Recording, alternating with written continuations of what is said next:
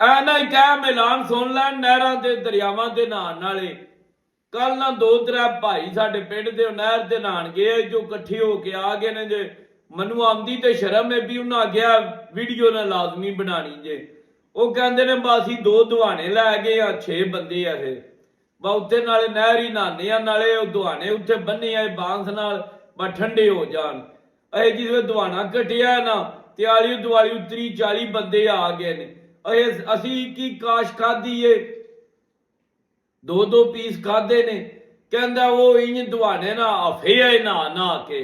ਉਹ ਕਹਿੰਦਾ ਇੰਜ ਉਹਨਾਂ ਗਲੂਚ ਮਾਰੇ ਨੇ, ਸਾਡੇ ਹਿੱਸੇ ਸ਼ਾਇਦ ਕੋ ਨਹੀਂ ਆਈ। ਅਗੇ ਉਹ ਜਿਹੜੇ ਛਿਲਕੇ ਆਏ ਨਾ ਉਹਨਾਂ ਦੇ ਉੱਤੋਂ ਵੀ ਜਿਹੜੀ ਨਾ ਥੋੜੀ ਥੋੜੀ ਐਨੇ ਬਰਾਏ ਨਾਮ ਹੀ ਸੁਰਖੀ ਮਾਏ ਲਾਏ। ਅਸੀਂ ਵੀ ਆਏ ਚੰਗੇ ਹੁੰਜ ਕੇ ਨਾਲੂ ਲਾਏ ਆਹ, ਲੇਕਿਨ ਉਹਨਾਂ ਉਹ ਵੀ ਖਾ ਛੜਿਆ।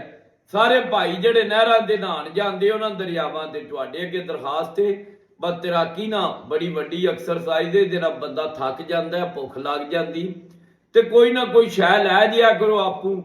ਤੇ ਜੇ ਕੋਈ ਸ਼ਰੀਫ ਆਦਮੀ ਲੈ ਜੇ ਨਾ ਤੇ ਇਹਨੂੰ ਦੇ ਗਲ ਨਾ ਪੈ ਜਿਆ ਕਰੋ, ਬਾਨੂੰ ਮੱਤ ਦੇ ਛੜੋ।